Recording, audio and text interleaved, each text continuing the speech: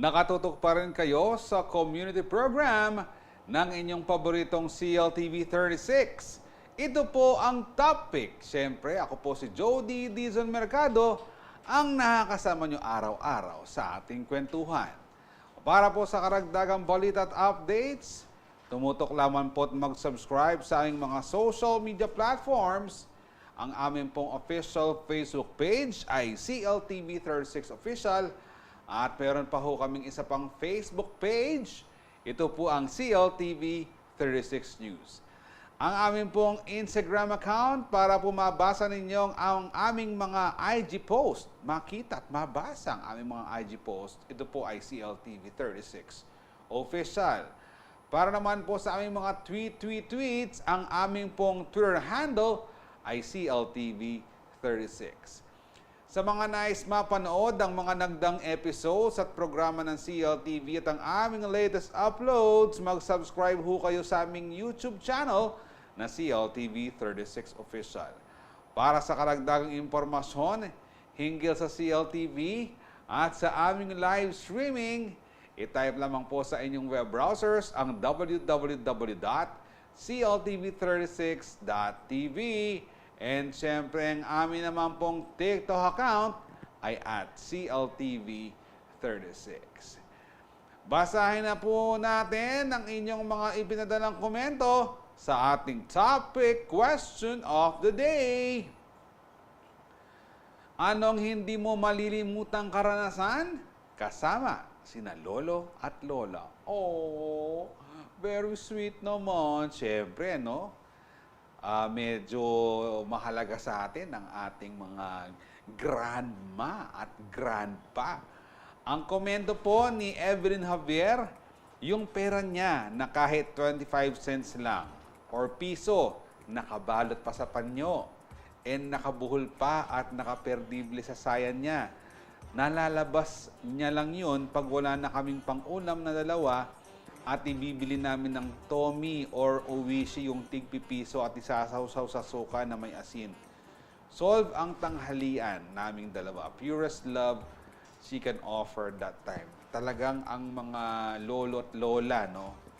Kapag talagang oras de peligro, nako, yan ang takbuhan ng mga apo ng kanilang mga anak. Si Annalyn Pascual, yung pag-rosaryo, pagpatak ng 6 p.m. Yan. Yung mga lolo't lola natin kasi talagang namulat yan sa pagiging relihiyoso, no? Karamihan. So, marami pa rin sa mga pamilya ngayon ang nagro-rosaryo pagpatak ng alas 6. Ang sabi nga nila, the family that prays together stays together forever. Tama ba? Ha? Resident historian? Excuse me po. Sabi naman po ni Erwin Renz Arian Kunanan Sikat na isa po sa ating top fans, tuki na kakaring handaan. Tapos akwa mong mapudpudarong kakasiklod, kareng ka mag-anak da. Tangkay, turo na ka pang mag-sharon. I miss those days. Alam mo kasi, yung mga kaya ganun ang mga lolo, no? Kaya makanyan la rin kayo nga po itong ating okasyon. Kasi pag maragul na kayo, kaya tutukin na kayo, pinagmamalikin niya kayo, kaya kayo isinasama sa iba't ibang okasyon. At talagang nais na kayang ipakita na kayo'y magalang. Kaya lahat, talagang magmamano ka sa kanila. And syempre, sabi nga nila, achievement unlocked, karagdagang skills ang pagsasaro, no? Diba? Turo ni Lola. Sabi ni Billy Joe Gamboa Angeles, pagtinda namin madaling araw na pandesal. Yan, no? Tingnan mo, si Billy Joe naman, kasama niya ang kanyang lolo't lola na magbenta ng pandesal tuwing madaling araw para sa kanilang ikabubuhay. Para meron silang parang pambili ng mga pangailangan sa kanilang araw-araw na pangailangan. Si Rob Lawrence Luciano, lagi akong sinasamahan sa principal's office. Guidance office ng lolo ko, tinuruan akong magluto ng adobo ng lola ko. Naku, lagi yata itong napapaaway o nape-parents needed si Rob. And alam mo, palagay ko masarap ang adobo na itinuro ng lola kasi isinera sa'yo, dapat talagang magtuloy-tuloy yan sa kanyang mga apo. Maraming salamat po sa inyong mga komento sa ating topic question of the day. Tuloy-tuloy niyo naman pong isend dyan. At babasahin natin sa ating programa, maya-maya po lamang. Kinagigiliwan ngayon ng netizens ang cute at happy moments ng maglolo mula sa Tarlac. Ang 80-year-old na si Lolo Vic, game na game pa rin na makipagsabayan sa kanyang apo pagdating sa sayawan at sa kulitan. Dahil daw sa kanyang hilig sa pagsasayaw, naging bonding nila ito at ang paggawa ng TikTok content noong kasagsagan ng lockdown. Sa pamamagitan ng kanilang content, nais daw ng maglolo na maging inspirasyon sa mga kabataan para lalong mapalalim ang relasyon sa kanilang lolo at lola at magbigay din ng good vibes sa lahat ng tao. Ngayong araw, makipagkwentuhan tayo kasama sina Lolo Rodrigo Rendon at Hannah Joy Rendon o kilala bilang sina Lolo Vic at Hannah. Unahin ko na po siyempre ang ating pong senior citizen, Lolo Vic. Welcome po sa topic. Kumusta po kayo? Kumusta daw kayo din? Okay naman. Okay naman, Brad.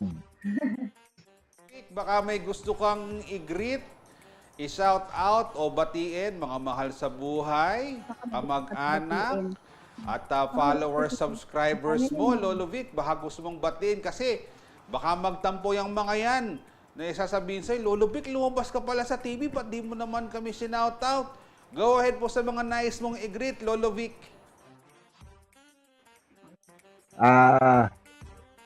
Brother, ako, Binabate. maraming bumabati sa akin. Ang pag-aalaga ko sa aking asawa ay miyembro ng GMI at Dr. Sutmet Immaculate. Ako naman ay Knight of Columbus as faithful na bigitor. Kaya ngayon, maraming pating paglakad ko, ayos lang. Batiin mo yung batiin mo kung sino gusto mong batiin.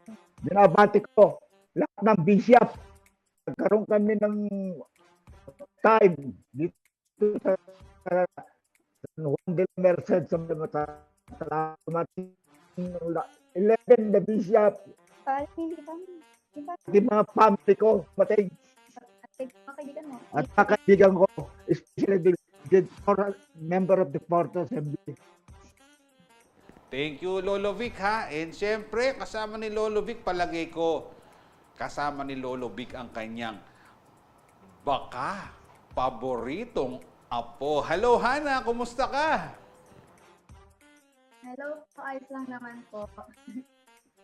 O yan, nakatulad ni Lolo Vic, Siya po batiin mo ang- lahat ng gustong batiin Ay, ako ngayon, lang- Hannah. Sana wala kang makalimutan, Hannah.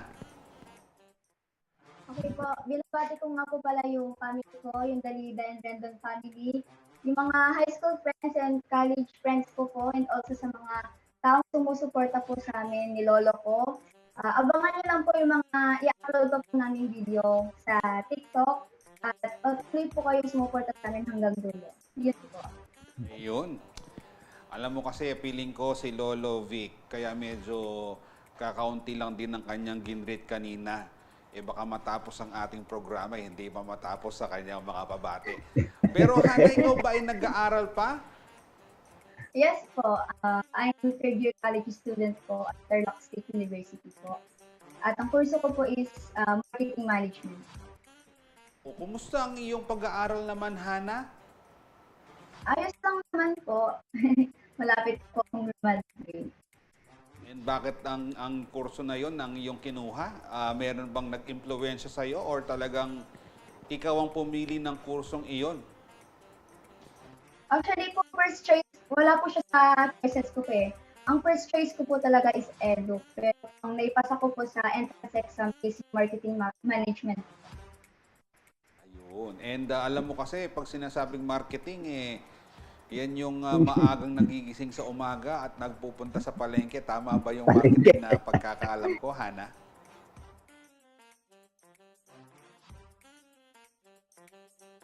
Marketing pagkakaalam ko. Hana, ikaw ba talaga'y likas na isang dancer? Yes po. Bata pa lang po ako. Kwento po sa akin ng mga lolo at lola ko. Kulit na daw po talaga ako ng bata. Ano po kami ng plaza. Kahit sa daan po, sumasayaw daw po ako. So, nung elementary po ako, sumasali po ako kapag may mga ganap po sa school. Hanggang sa nag-high school po ako. Folk dance, street dance, hip-hop, yun po. Tapos, nung nag-senior high naman po ako, sumali po ako ng cheer dance po. Saan mo kaya nakuha ang iyong talento sa pagsasayaw, Hana? Sa tingin ko po kay lola ko po, and also din po sa lolo ko. Dati po kasi silang sumasayaw nung ano po nila. So talagang naipapamana pala ang gilas ng katawan. Pero ikaw, Lolo Vic, ikaw ba noong kabataan mo, nabanggit ni Hana kanina, magaling ka bang sumayaw noon din, Lolo Vic? Nung high school pa ako, graduated 1960, Victoria High School. Lahat ng kabatch ko, niyaya naman akong sumayaw na ganyan. That's why, natuto rin akong sumayaw. Yan, and palagay ko, alam ko nung panahon na yon, Lolo Vic, i-correct mo ko, itama mo ko, ha, kung mali. Pero nung panahon na yon, nung 1950s, alam ko uso yung mga sayawan noon. Tama po ba, Lolo Vic? Kayo po ba nakikisali sa sayawan noon, ha? Hindi po, batch 60 kami. Batch 60, 1960. 1960 Sa pala Victoria si High School. Lolo. Oo. Pero Lolo, katulad ba ni Hana, meron kinakitaan na rin kayo ng talento sa pagsasayaw noon, and nakasali rin ba kayo sa mga dancing contest nung kapanahonan ninyo, Lolo, or secret lang yung inyong talento sa pagsasayaw, hindi nyo talaga pinagsasabi? Hindi. Dahil kasi, pati mami ko noon sumasayaw. Sumasayaw din si mami niya noon. Yung asawa ko. Marunong din siyang sumayaw. Lolo Vic, nung kabataan po ninyo, ano ho yung trabaho po ninyong pinasukan, Lolo Vic?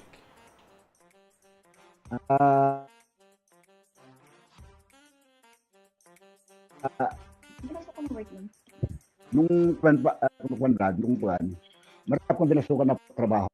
Pero until now, I cannot receive. Nag-membro pa ako nung mag-senior citizen ako ng abuluyan. Nawala yung abuluyan ko, pinalitan ng Unified ID ng parang GSIS. Kaya ngayon, until now, I'm not yet receiving any amount as senior citizen. Yung work mo. I was born January 5. Work. Trabaho mo noon. Ay, marami akong nagtrabaho noon. Ano? Nagtrabaho pa, nag-guest speaker pa, doon sa Lawag, Ilocos Norte. Nagtrabaho pa ako sa paggawa ng forest stamping plant. Nagtrabaho pa ako sa Kapana Riot Road and Bridge Project. Nagtrabaho ko pa sa EDSA. And that was the time na kinuha ko nung, I don't know what year, kinuha ko sa Quezon Bukidnon. Yung ginawa natin sa Industrial Construction Group, yung post Bukidnon Central. Tinabaho ko. Pero ako sa taon. Ayun. So Hana, batay sa kwento ni Lolo, parang mas daig ka pa ni Lolo Vic sa mga napuntahan niya ng lugar. Meron siyang nabanggit kanina, nagpunta na sa ng Ilocos, nagpunta pa ng Bukidnon. Naku Hana, mabuti pa si Lolo, nakapagtrabaho pa doon. Pero sa aming pagbabalik, ikwentuhan nyo naman kami papaano nagsimula ang inyong journey sa paggawa ng mga content sa social media. Huwag ho kayong aalis, babalik pa po ang programang Topic.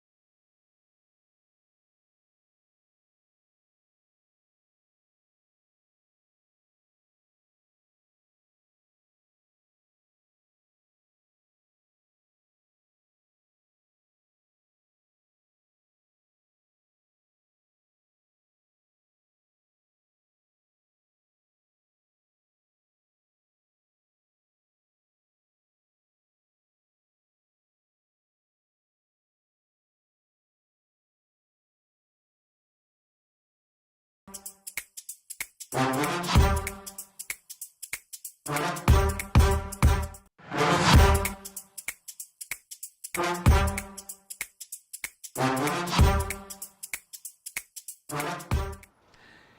ay nakatutok pa rin sa ating programang Topic.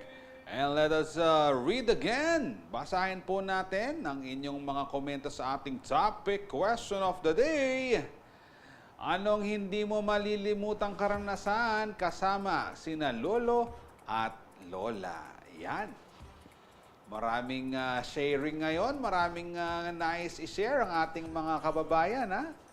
Ang sabi po ni John Sandoval Juarez, nako, storytelling about World War II, how they survived. Nako, oo nga.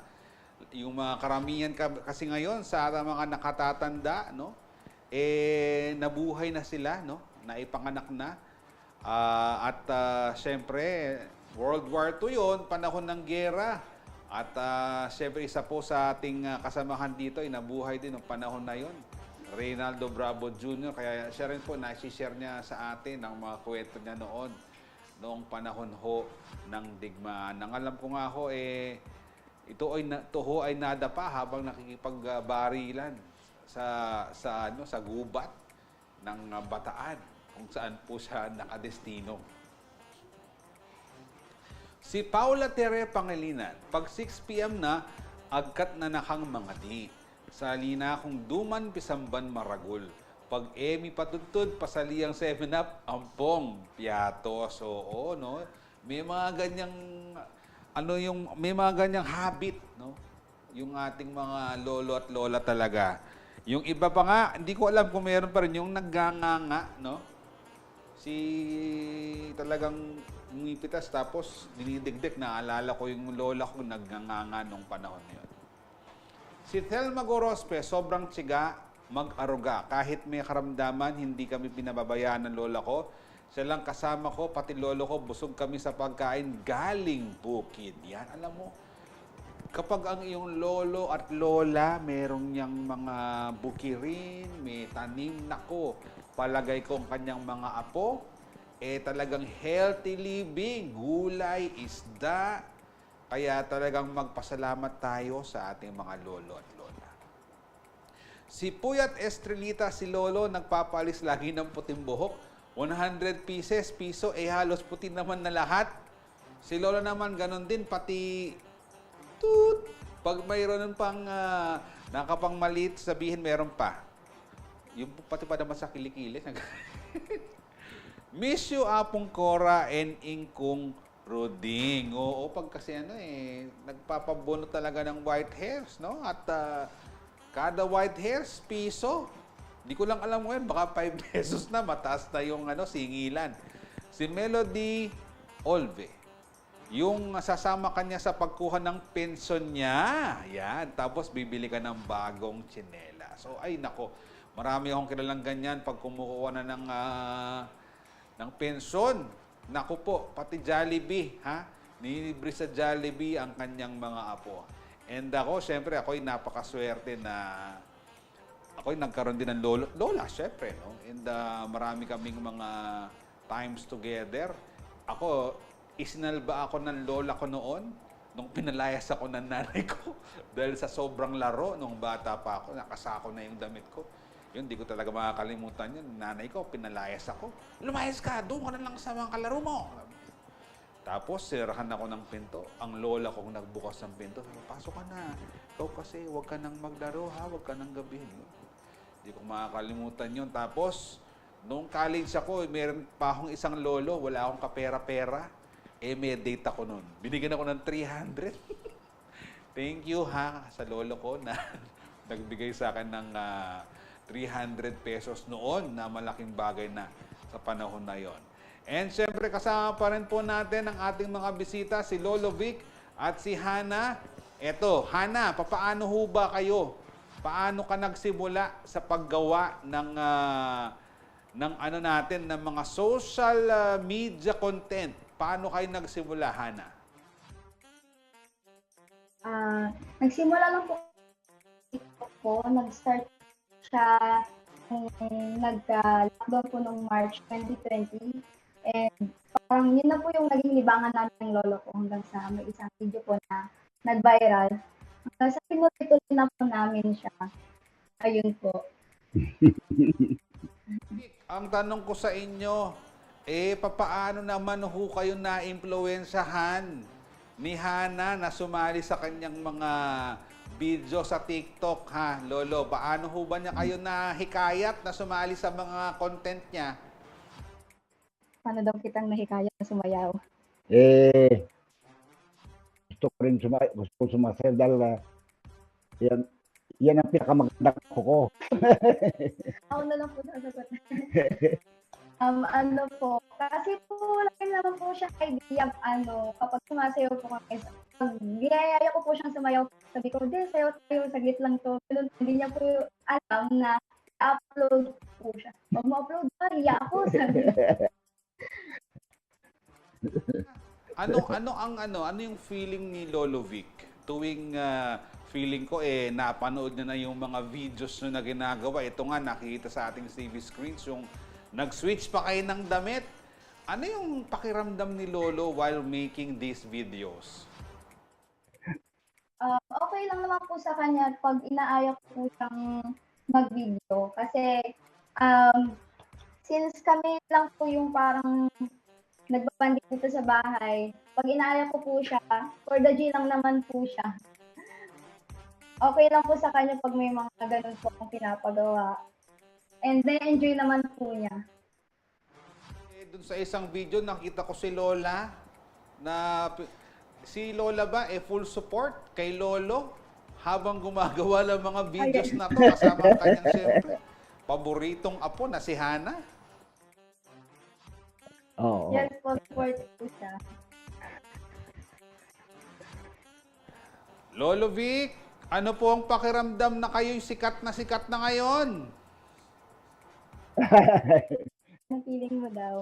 Eh, Sikat ka na. siyempre, masaya rin ako.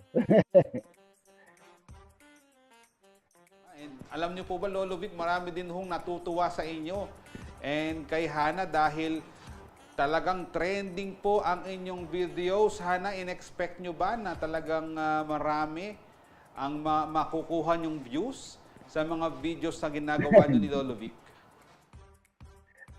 Hindi ko rin po in-expect kasi po, ang purpose lang naman po namin is magpasaya po ng tao, especially po sa mga kabataan po para mas mapalapit pa po sa kanilang grandparents po.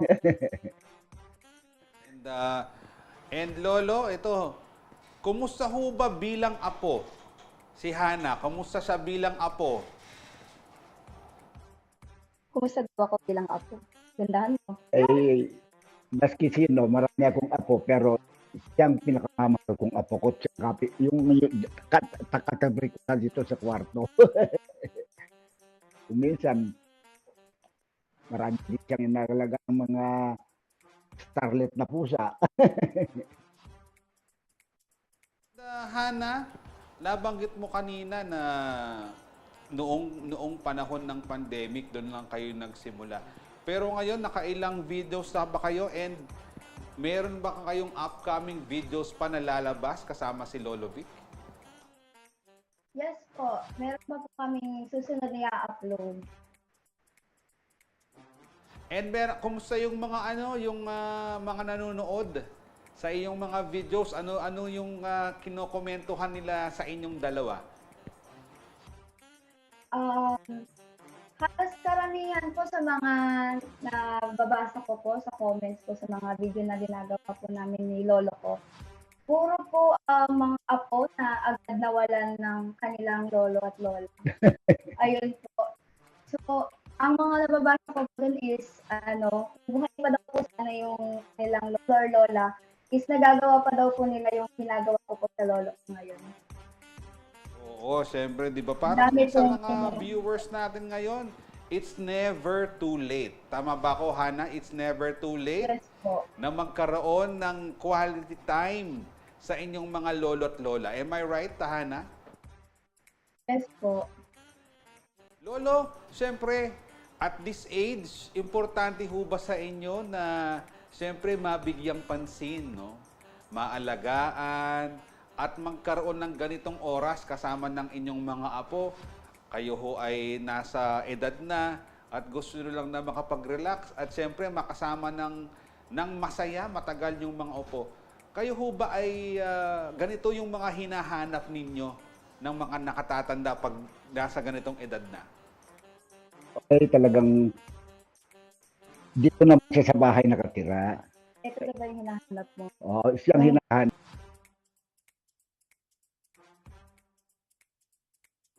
Oo, pagsasayaw. Kaya kasama siya sa cheer dance competition. Iba-iba na po yung nasasagot niya. May edad na rin po kasi. Pasensya na po. No problem. And Lolo Vic, ito, panghuling question na namin sa inyo, panghuling tanong na po namin sa inyo, Lolo Vic.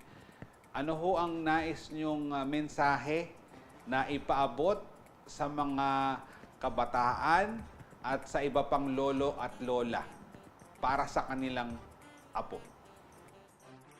Yung alagaan nila yung mga apo nila. Para hindi nila papabayaan yung mga apo nila as long as they are living yung lolo nila. Yun ang Lolo gusto Vic, kong mangyayari. Para alagaan nila yung mga apo nila. mensahe naman po ninyo para sa inyong paboritong apo na si Hana. Ano mensahe mo sa akin? Ah. Ano ba mensahe mo sa akin? Ang mensahe ko sa kanya, marami nga akong apo, pero siyang the best na pinakamamahal kong apo ko. Dahil bahay ko siya.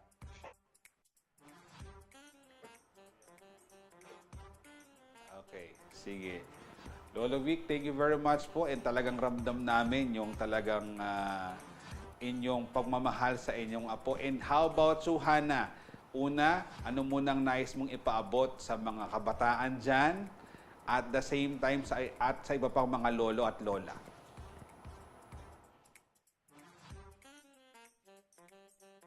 Una-una po sa lahat, sa mga meron pong grandparents pa na kasama po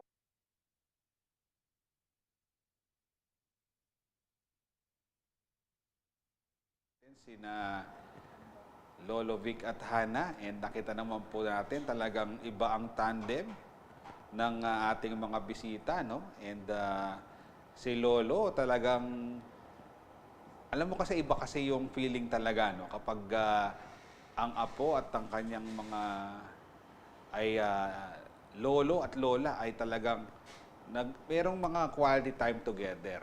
And suportahan po natin si Lolo Vic at si Hana, ha? Sa kanilang mga videos, and sana'y maging makakabang ito at maging inspirasyon ang kanilang mga ginagawa upang tayo ay magkaroon din ng quality time sa ating mga lolo at lola at syempre sa kanilang mga apo. Tingnan nyo naman, simpleng-simple lang. Sumasayaw si Lolo Vic kasama si Hana. Meron pa ang mga kakulitan na ginagawa si Hana, pero para sa kanila, mahalagang yugto na ito ng kanilang buhay. Parang the way to express their love for each other.